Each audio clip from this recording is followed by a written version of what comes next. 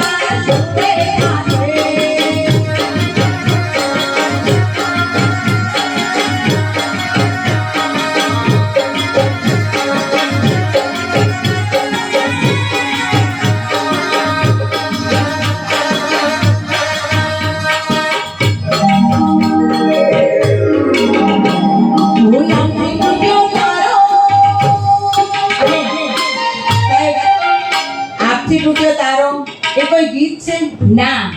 એમાં કવિ શું કહેવા માંગે છે શબ્દને સમજો તો આપણને ખબર પડે કે આમાં કવિ શું કહેવા માંગે છે. શબ્દને સમજીએ નહીં ત્યાં સુધી આપણને કંઈ જ ખબર ના પડે.